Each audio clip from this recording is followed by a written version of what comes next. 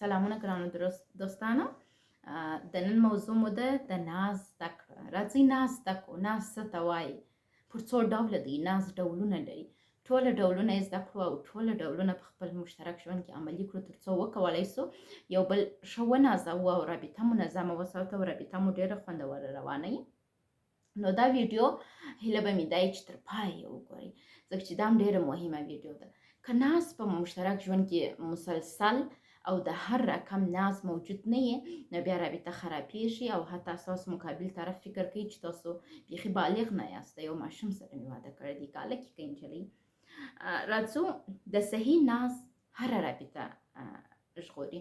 یعنی کله چې صحیح ناز موجود وي، هر رقم خرابه رابطه ژغوري، حتی که د اور پر لمبو هم ناست یاست ژغوري. موږ چې کله د ناز کلمه اخلو، بعض کسانو ته په فکر کې ورځي چې زه خپل میړه یا میرمن مچ کم، غېږ کې ونیسم، څه وکم، یا جنسي رابطه وساتم، یا د سرو زرو امیل ورته راوړم، یا بنګړي ورانیسم، یا متیکا څه د سرو زرو ورانیسم. دا ناز سو. یا میرمنه راولاړه سي، ښه کور جارو کړي، یا ښه نه پوهېږم، دا شیانو ته موږ ناز نسو ویلی. راځو کله چې غواړئ ناز شروع کړئ، درې خبرې ډېر ښه په فکر کې وساتئ. یو اعتماد دی، یو احترام دی، یو اطمینان دی. تاسو باید یو پر بل باندې اعتماد ولرئ، احترام ولرئ او په دې اطمینان یې واوسېږئ چې دا کس ته زه ګرانه یم. بل د ناز ضربه زده کړئ چې څه رقم د خپل مشترک ژوند ملګري ته د ناز ضربه ورکړم.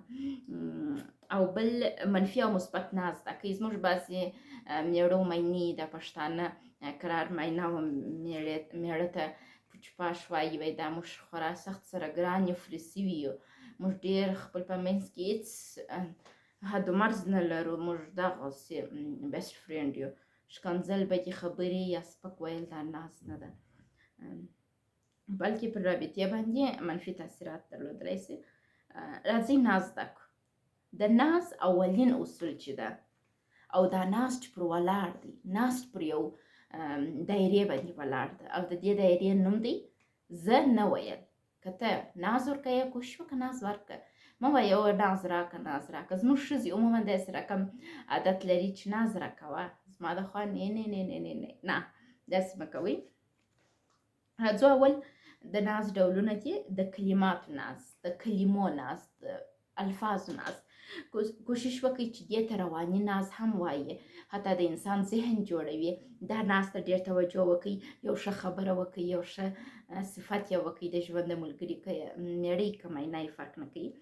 غیر کلامي نازونه دي، یعنې کلمات نه، د خبرو ناز نه چې په خبرو پورې اړه نه لري. هغه داسې دي لکه د لاسو په توسط ناز، د سترګو په توسط ناز، د کښېنستو په څه رقم کښېنې، مثلا کښېنې یو چم ورته کوې نه، یا د رفتار ناز، ته په څه رقم طریقه د ده سره یا د دې سره پر لارې ځې، څنګه چم کوې.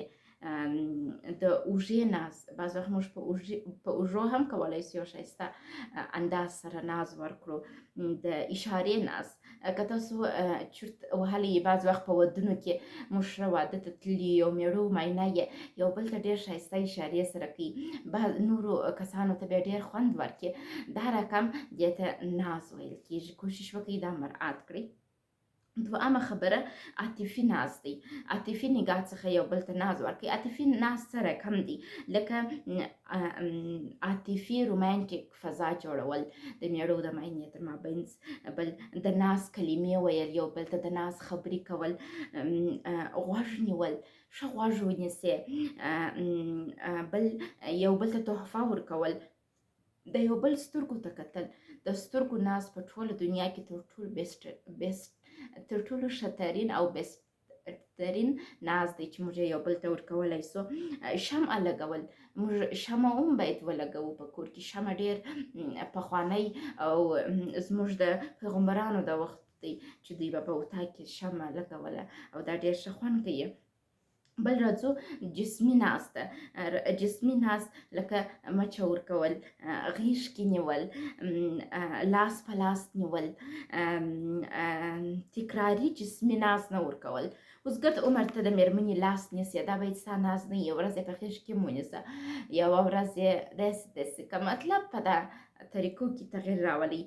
مساج ورکول، میړه او میینه باید یو بل ته مساج هم ورکړي، د پښو مساج ورکړي، د بدن مساج ورکړي، د وریښتانو مساج ورکړي، د تنفس مساج ورکړي، یعنی هر ډول مساج یو بل ته ورکړي. خو دا باید په یاد ولرئ چې زه به نه وایاست چې اوس مثلا ته ښځه یې ګرد عمر وایي چې میړه به ما مساج کوي، نه، ته هم هغه مساج کړه، هغه هم پر تا باندې حق لري. بل جنسي ناز دی، جنسي ناز چې دی جنسي ویښتیا ده. اوس مثلا ستا مېرمن یا ستا میړه تا ته تمایل ښکاره کوي چې زه غواړم جنسي رابطه وساتم، ته باید دا ویښتیا ولرې، په دې پوه سې چې دی څه وایي، په دا اشاره یې، په دا کتو یې، داسې نه چې هغه حتما په خوله تا ته ووایي، په خوله ویل او بیا رابطه شروع کول دا یو ډول تیری ده جنسي. کوشش وکړئ چې جنسي ویښتیا ولرئ. بل اماده کول د ځان، مثلا ستا د ژوند ملګری یا ستا د ژوند ملګرې که ښځې که سړی هغه غواړي جنسي رابطه شروع کړي، خپل ځان اماده کړه، کوشش وکړه ژر ځان اماده کړې. بل رومانټیک فضا جوړول، مینه ناکه فضا جوړول. بل که چیرې ته په مقابل طرف پوه سې چې دا د جنسي رابطه مو شروع کړله او هغه خوشحاله نه دی او هغه ځورېږي، په هماغه ګډې باید جنسي رابطه پرېښودل سي او یو یعنې قطع سي جنسي رابطه، بلکې د هغه پر ځای جسمي ناز شروع سي او هغه ونازوي تر څو هغه دا احساس وکړي چې دلته یو څوک پر ما جنسي تیری نه کوي. عموما دا مشکل سره ښځې ډېر مخ کېږي چې د جنسي رابطې په جریان کې پښیمانه کېږي او نه غواړي جنسي رابطه وساتي. بل د لمس ناز دی، په لمس سره هم موږ کولی سو یو بل ته ناز ورکړو. او بل عمیق ناز دی د جنسي نګاه څخه. او بل جنسي رابطه پر یوه قرارګرد عمر نه کول، کوشش وکړئ چې جنسي اړیکې و پوزیشنو ته تغیر ورکړئ. بل د شخصیت د ودې ناز دی، مثلا تاسو باید یو بل ته دا رقم ناز ورکړئ چې شخصیت مو پیشرفت وکړي، وده وکړي، داسې نه چې پر هغه حال پاتې سي یا یې تر بد پسې بدتر کړئ. مثلا یو د بل توصیف وکړئ، صفتونه یو د بل وکړئ، مننه یو بل ته ووایاست، داسې نه چې تاسو مقابل طرف لیونی کړئ. ښه مثال یې زه یم، زه واده شولمه، ما په خسرګنۍ په کور کې 6 میاشتې مکمل نه دي تېرې کړي، زه یې په کوما کې دغه کور سره وایستلم. زما میړه هېڅ نه د ناز اړوند معلومات نه درلودل. تفریحي ناز باید یو بل ته ورکول سي. 6مه موضوع مو تفریحي ناز دی، یو بل سره سفر وکړئ، تفریح یا میلې ته ولاړ سئ، یو د بل سره غره ته وخیژئ، د فصلونو ناز وکړئ، مثلا پسرلی راغلی، منی راغلی، ژمی راغلی، تاسو کوشش وکړئ په ده کې یوه میله وکړئ.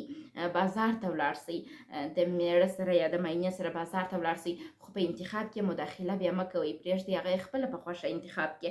ارامه فضا ته، مثلا یو ځای ته ولاړ سئ چې دښته یې، ارام یاست، تاسو دوه یوازې یاست، دا ډېر ښه خوند کوي. بازۍ وکړئ یو د بل سره. حضرت محمد صلی الله علیه وسلم خپل د مېرمنې عایشې رضی الله تعالی عنها سره بازۍ کولې. بل د استعداد د ودې ناز، هره کړنه چې تاسو کوئ هغه یو د بل د وستایئ. مثلا ستاسو مېرمن راولاړېږي، اطاق ډېر عاشقانه ډول سره ډیزاینوي، تاسو د هغې صفت وکړئ یا یو شعر یو بل ته وایاست. کله چې مو شعر و شاعري وکړه صفت وکړئ یو د بل.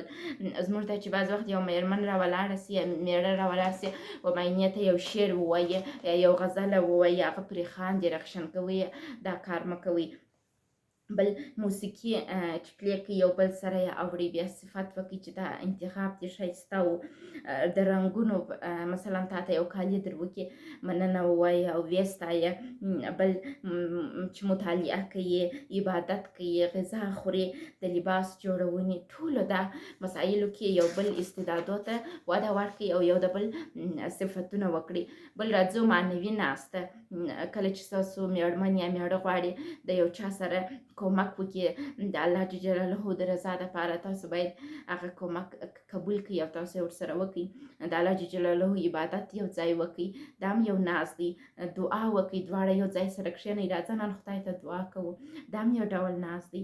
کومک یو بل ته سره وکړئ، د یتیم سره مرسته وکړئ، د طبیعت څخه ناز واخلئ. مثلا الله جل جلاله ډېر غټ طبیعت جوړ کړی دی، ډېر ښکلې دښتې، ځنګلونه، اوبه د داسې لیدنه وکړئ او یو د بل څخه خوند واخلئ، بازۍ وکړئ، یو بل ومنئ، احترام وکړئ او یو د بل د کور د لباس د هر څه صفت وکړئ. بل راځو د وخت ناسته. د وخت ناست چې دی وخت یو بل ته ورکول. میړه باید مینې ته وخت ورکړي، مینه باید میړه ته وخت ورکړي. بل د خاصو نیټو یادول، مثلا د واده د نکاح د تاریخ باید ټول عمر ستاسو په یاد وي چې په دا ورځ ما نکاح تړل سوې ده. بل مثلا ستاسو میړه یا میرمن ناجوړه یې، د دوا وخت باید تاته در معلوم وي چې دوا په کم وخت کې ورکړم. بل د خلوت او تنهایۍ ناز. میړه و مینه خلوت او تنها هم یو د بل سره چې دوی په خلوت او په تنهایۍ کې څه رقم ناز یو بل ته ورکوي. بل د خوب د وخت ناز دی. د خوب په وخت کې تاسو باید څه رقم ناز یو بل ته ورکوي. د سهار ناز، که سهار تاسو د خوبه راکښېنئ څه رقم یو بل ته ناز ورکړئ. د خدای په امانېدو ناز، ساعت چې یو بل څخه جلا کېږئ څنګه خدای په امانېده کوئ. د خبرو کولو ناز او همدا رقم شخصي ناز. هر میړه و مینه بیا شخصي نازونه هم سره لري. کوشش وکړئ چې دا ټول مراعات کړئ او یو بل ونازوئ. ناز ډېر مهم دی. زه چې واده شولم زما میړه هیڅ ناز ورکول یې نه وه زده. ما به هڅه ډېره کول چې هغه یا ونازوم یا توجه ورته وکړم، خو هغه په دا شیانو هېڅ نه پوهېدی. هېڅ وخت یې زما مشکل نه درک کوئ او ما ته یې غوږ نه نیوئ. دا هغه څه چې ما ته ناز نه راکول کېدی په اتاق کې دننه او د اتاق د باندې، او هغه بیخي د ماشومانو چمونه کوله. زه یې نادیده نیولم. دا د دې سبب سو چې په ډېر قوي توګه زه تروماوې واخلم، هغه جنسي تروما، عاطفي تروما، دغه ټول نازونه چې ما یې نومان واخیستله. زه بیا یو ځل بیا تاسو ته نومان واخلم. که دغه نازونه تاسو مسلسل ور نه کوئ نو بیا دا ستاسو د ژوند ملګری په دغه ناجوړۍ اخته کېږي. مثلا دوی تروما اخلي د کلماتو د نه کلماتو د ناز تروما، د عاطفي تروما اخلي، جنسي تروما اخلي، جسمي تروما اخلي، تفریحي تروما اخلي، د استعداد د نه ودې تروما اخلي، معنوي تروما اخلي، یعنې میړه مینه یو بل ته عبادت او د الله شکر گزاري نه کوي. د وخت تروما اخلي چې دا هغه تروماوې دي نه دانې دي. که دا یو څوک واخلي یوای بیا د منفي ناز تروما ده چې عموما 10 دانې تروماوې کېږي. که دا تروماوې یو میرمن یا میړه واخلي بیا هغه ناجوړه کېږي. نو کوشش وکړئ چې ناز یو بل ته ورکړئ او د دغه تروما یعنې بد حادثه، دا چې بد حادثې ستاسو په ژوند کې پاتې سي او ناز ورنه کول سي، بیا د مقابل طرف ناجوړه کېږي او صحت یې خرابېږي او د اعصابو په تکلیف اخته کېږي، رواني حالت یې خرابېږي. نو راځئ یو بل ونازوو. ناز د ژوند هغه اساس ترینه موضوع ده او ډېره مننه کوم چې ماته مو غوږ نیولی دی.